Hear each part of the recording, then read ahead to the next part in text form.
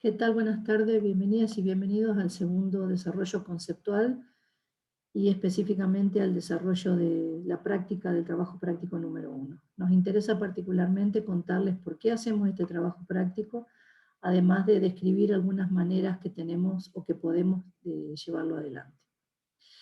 Voy a compartir la presentación que tengo preparada para ustedes y vamos adelante. Como ustedes saben, las dos comisiones comparten esta manera de enseñar y de abordar la comunicación gráfica, y particularmente este tipo de abordaje nos permite a nosotros eh, desarrollar los contenidos que este trabajo práctico tiene previstos. Cuando quiera, ahí va. Como habíamos dicho, las disciplinas de diseño tienen en común que abordan que producen ideas, que las ideas nos permiten, además de producir ideas, exploramos el mundo de diseño, que básicamente ese mundo que exploramos va a ser comunicado, esas ideas se van a comunicar a otros, a esos otros son nuestros pares o nuestros clientes, y que lo hacemos a través de la comunicación gráfica, o sea, comunicamos gráficamente esas ideas. Específicamente ahora lo que vamos a desarrollar es cómo exploramos ese mundo del diseño. Para nosotros explorar y percibir en este momento van a ser como sinónimos, ¿no? Y tanto explorar como percibir estamos hablando de una acción que es esencialmente recoger.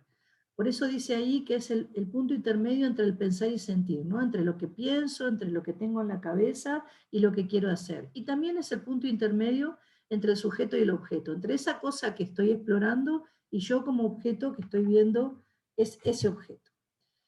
Esos procesos de reconocer, distinguir, reaccionar y actuar son acontecimientos que se reiteran y que vienen dados con propiedades generales. Por un lado, lo que carga o impone el objeto, las características que tiene, y los estímulos fenomenológicos del individuo y del entorno que lo rodea.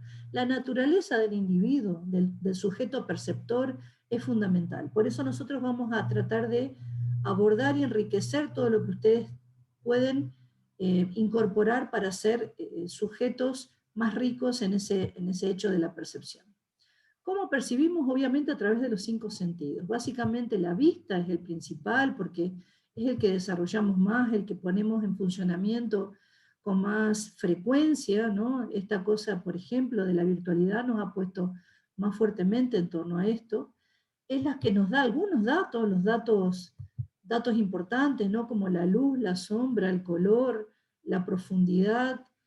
También comparten con esto el oído es un sentido muy importante, somos capaces de dimensionar el tamaño que tiene un espacio, la distancia que tiene el observador a través del oído, y somos también capaces de enriquecer el sentido de la vista con el del oído. El tacto, que es es ese que es el más primitivo, ¿no? El que ejercitamos cuando somos bebés, cuando todo tiene que ir por nuestra boca para saber qué es lo que estamos aconteciendo, es el áptico, el sentido de la percepción ampliada. Es el que nos permite como comprobar que lo que el ojo nos está contando es cierto. Es y bueno, y cuando hablamos de tacto no solamente hablamos de la mano, ¿no? Hablamos del cuerpo como totalidad perceptual. Y el olfato y el gusto, que son esos sentidos más antiguos, esos sentidos que nos anclan mucho a la memoria y al recuerdo, y que nos van a permitir enriquecer esto. ¿Por qué? Porque como decía hace un segundito, nosotros actuamos a partir de la memoria que tiene nuestro cuerpo, y nuestro cuerpo tiene una memoria psicomotriz y sensorial. Esa memoria necesita de un enriquecimiento y una práctica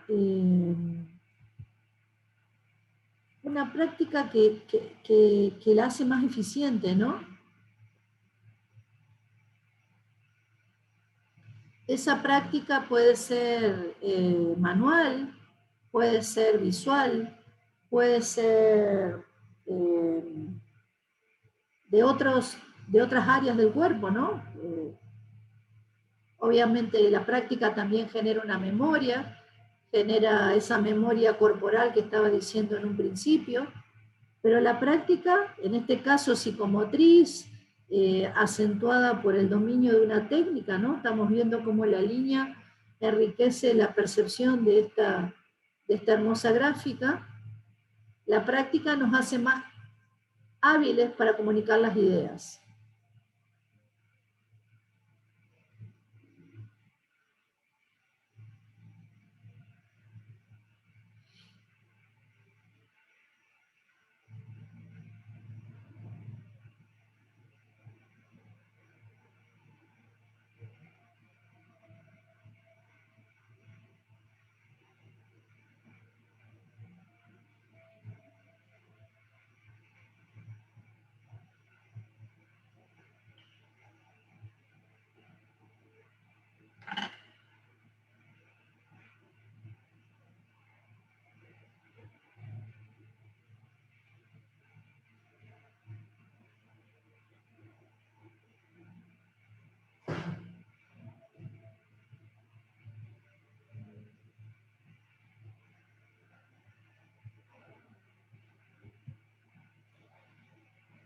Decíamos que las prácticas psicomotrices nos enriquecen nuestra percepción y enriquecen nuestra práctica. Decíamos que se nutren de los otros sentidos, que nos permiten tener un conocimiento del mundo que nos rodea más intenso. Por eso el olfato, por eso el tacto, van a permitirnos sensibilizarnos y a la vez, luego, cuando diseñemos, ser capaces de dominar la percepción que ese otro, ese usuario, va a tener de lo que nosotros estemos produciendo.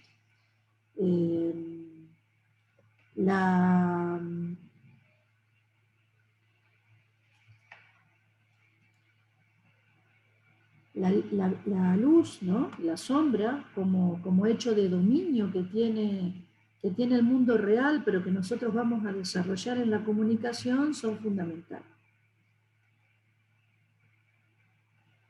Un hecho que luego va a ser volcado en nuestra manera de representar el mundo. Nosotros vamos a estar contando cómo el impacto de la luz y la sombra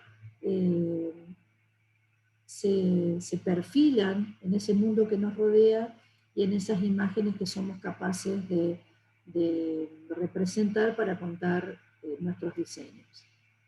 El mundo cromático sucede lo mismo, ¿no es cierto?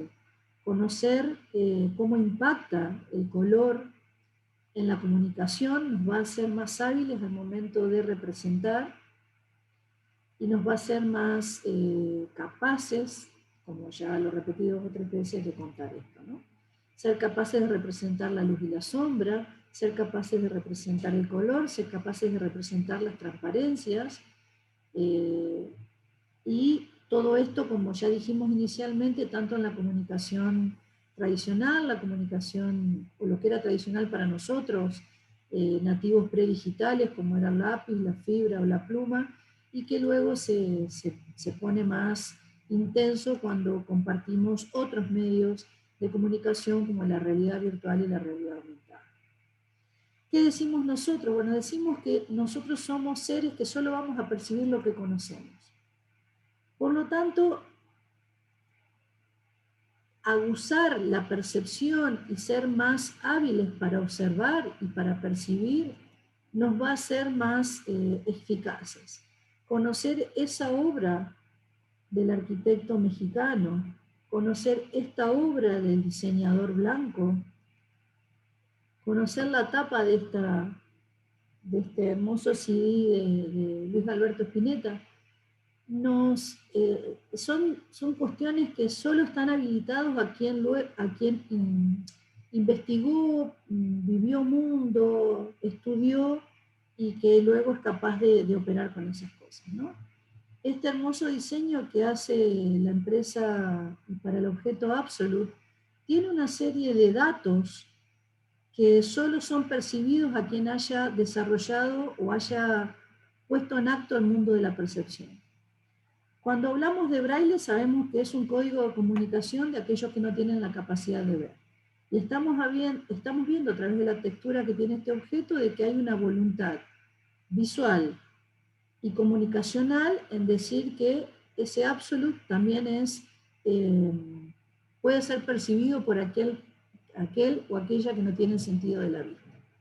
Pero también hay una idea de geometría, ¿no? Acá hay una idea por base, ese objeto está puesto en determinado punto de la imagen, tiene determinadas proporciones, conserva el tercio del ancho, está el total de la comunicación está puesto en el cuadrado por debajo de lo que seguramente que es un rectángulo áureo, está puesto en el centro. Todos estos datos geométricos son capaces de percibir si uno ha hecho un trabajo de lectura geométrica. Lo mismo en las artes visuales, cuando estas obras son pensadas por el artista plástico a través de una geometría estricta y un uso del color estricto que fue prefigurado, rectángulos áureos, cuadrados, organizaciones del plano, ¿no? Como esta comunicación ya histórica, ya clásica, cuando nadie de ustedes tomaba Fernet Branca y esto se pensaba para la comunicación en el mundo, ¿no?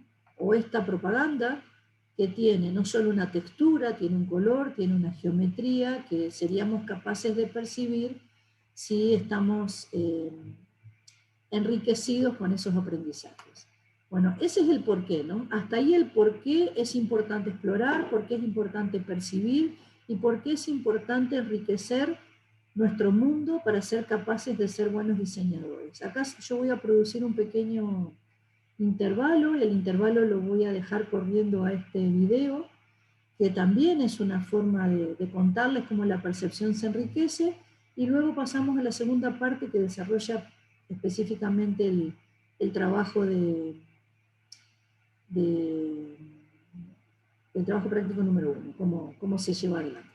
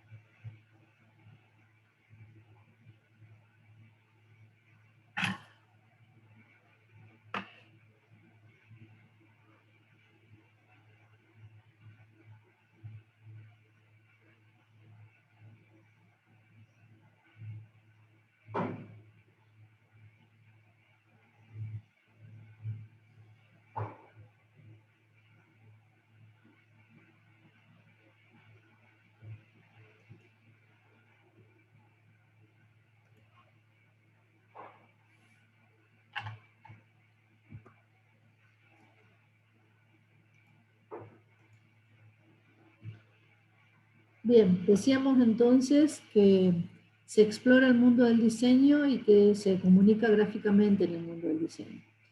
Por eso vamos a insistir en que, que el dibujo constituye la base de todas las artes visuales y es un instrumento esencial para el diseño en general. Pero ¿en dónde nos vamos a parar? En la idea del croquis o el boceto, ¿no? Esa cosa simple, directa, expresiva, poco pulida, que nos permite contar. Y que después, si se nos da ganas y queremos explorar esta cosa del dibujo como fin en sí mismo, podremos ir abordándolo a medida que nuestra carrera avance o nuestro deseo así lo prefiera, ¿no? Entonces este práctico se asienta en dos lecturas y luego en dos formas de comunicación. Por un lado, entender que existen texturas artificiales y también existen líneas geométricas como manera de representar esas texturas artificiales. La textura, como dice allí, es un fenómeno perceptivo. Yo soy capaz de leer texturas si me enseñaron, si aprendí, si me interesa, que existen una cantidad de elementos, muchos, que juxtapuestos, o sea, puestos uno al lado del otro, componen una entidad que a veces es superficial y a veces es volumétrica, que se lee como totalidad, ¿no? O sea, yo soy capaz de ver una textura cuando dejo de ver el objeto como una unicidad. Y luego que la línea sea esa curva o recta, que en general se define por un dominio de la largura sobre el espesor o sobre el ancho, me va a permitir representar estas texturas. En general estamos hablando de geometrías simples, ¿no es cierto? En este caso, cuando uno ve en primer plano ahí esa figura recostada sobre el primer bloque, se da cuenta del tamaño que tiene esto, ¿no? Eso es una cosa que también tiene la textura. Esta capacidad de ser leída en un multizoom, como un elemento que, por un lado, el objeto pierde su identidad en la totalidad y por otro lado soy capaz de leer una multiescalaridad. Estamos hablando en este caso de texturas geométricas de objetos artificiales, cubos, cajas, etc., pero con esta idea de que son tantos que pierdo la idea de unicidad. En los objetos de diseño, en la arquitectura, en los objetos de comunicación, yo encuentro esta ley que me permite observar y luego representar. También podemos decir que hay texturas orgánicas, el concepto de textura sigue siendo el mismo, solo que orgánico refiere a algo que es natural. Tanto sea que pertenece a la naturaleza o que el mundo del artificio ha copiado esa idea que tiene la naturaleza de ser elementos configurados por líneas más sueltas, no tan relativas al mundo de la Euclidia, y también la idea del punto y la línea como posibilidad, líneas libres de representar estos objetos, ¿no? Obviamente el mundo de la naturaleza tiene infinita cantidad de ejemplos de cómo la textura lo caracteriza, y de ahí es donde nosotros decimos hay que abrevar para ser capaces luego de usarlos en el diseño. ¿Cuál es el objetivo de este trabajo? Empezar a desarrollar la percepción en el sentido de formar criterios de selección. ¿Qué quiere decir? Tengo que pensar un poco antes de elegir qué es lo que voy a representar.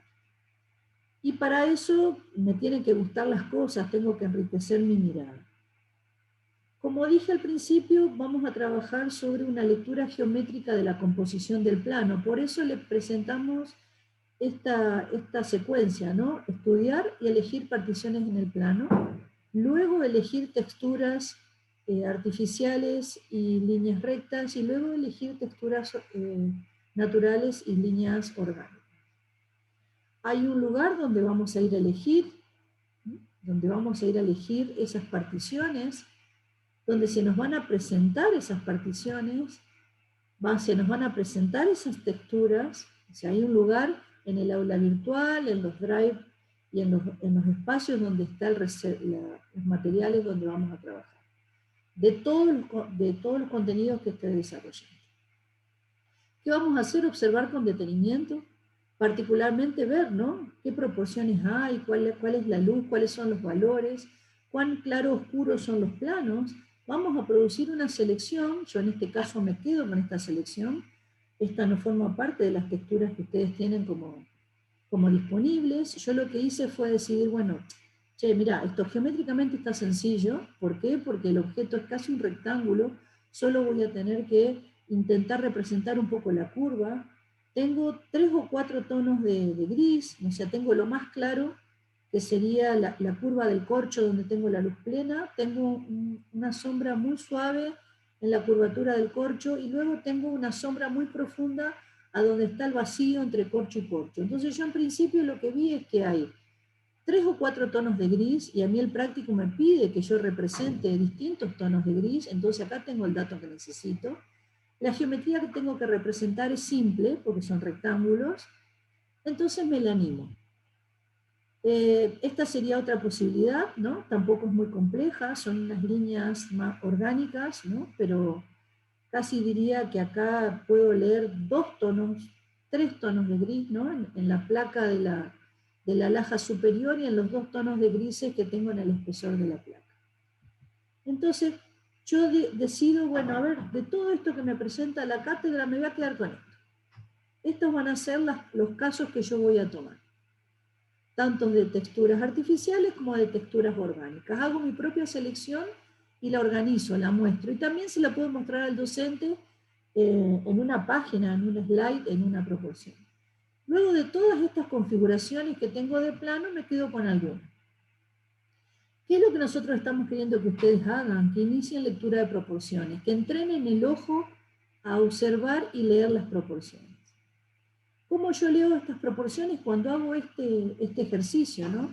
Cuando comparo el ancho con el alto, cuando veo cómo está dividido el plano, encuentro que hay cuadrados, que hay rectángulos áureos, que hay cuadrados dentro de cuadrados, que ocupan la mitad de un espacio, un tercio de un espacio y un cuarto de un espacio. Y luego inicio la ejercitación. ¿Qué voy a tener que practicar? Che, soy capaz de representar con texturas rectas y con texturas orgánicas por lo menos 4 grados de grises. Tomo una hoja y empiezo a practicar. Elijo distintos grafitos. Puedo elegir un mismo lápiz, como está representado aquí, que es el 2B, y a través del aumento de la presión del lápiz sobre la hoja, logro los distintos valores, ¿no? O puedo elegir distintos lápices, ¿no? Pruebo cómo voy a representar ese corcho, cómo voy a representar los distintos tonos de gris. Hago un ejercicio de boceto de eso, ¿no? Pruebo también con distintos tipos de lápices, como decía recién. ¿Qué pasa si yo paso de un HB a un B a un 2B, ejerciendo la misma presión? Si uso un mismo grafito y hago distintas presiones para aumentar el grado de negro. Y veo la respuesta que tengo yo, mi mano más o menos entrenada a ese ejercicio que tengo que hacer. Dijimos que había que tomar las variaciones de luz. Para eso voy a ejercitar, ¿no?, esta idea de cómo represento lo áspero, cómo represento lo liso, lo suave, lo frío, cómo represento la luz y cómo represento la relación figura-fondo. Entonces, en este caso, ¿yo qué elegí? Bueno, una imagen que está contando que algo es muy liso, que da la sensación de, como es un metal que es muy frío, que la geometría es una malla que tiene una marcada y simple generación de luces y sombras. Hay un plano en luz, un plano en media sombra y un plano en sombra profunda. Y que casi es una malla regular. Hago el boceto de cómo lo voy a representar, encuentro cuál es la estructura de la imagen. Yo esto no lo puedo hacer de una manera así casi intuitiva, tengo que pensar un poquito, ver que ahí hay rombos, que hay triángulos, encontrar esa geometría para luego representarlo. Luego probar los 4 valores de sombra, así es como lo voy a tomar, y luego hacer el ejercicio en la totalidad del soporte, ¿no? Elijo un soporte y decido cómo cada uno de esos cuadrantes yo cambio la escala de lo que voy a dibujar, lo dibujo más chico o más grande, y luego cómo voy a trabajar los tonos de grises, que no necesariamente tengo que hacerlo en todos los cuadrantes. Eso también es una decisión inteligente, me va a ahorrar mucho tiempo, me va a permitir que yo trabaje más rápido o más lento, y ahí empiezo a trabajar con esa idea de la figura fondo, ¿no? En este cuadrante, por ejemplo, o en este caso, solo incentivé un cuadrante y claramente el ojo va a ese cuadrado, y ese cuadrado se transforma en la figura y todo el resto de la hoja se transforma en el fondo. ¿no? Los grados de nitidez y los grados de negro que yo logre me van a permitir eso. Eso es lo que va a permitir que yo desarrolle un trabajo completo, el trabajo práctico número 1, y que podamos ir como entrando en esta dinámica de la práctica y yendo práctico a práctico, haciéndonos más eficientes con esto. Espero que no haya sido demasiado largo, ustedes lo pueden pausar, lo pueden leer, pueden mutearme a mí para no escucharme, pero la idea es que este les sirva para mejorar la práctica de este trabajo práctico número 1. Nos vemos.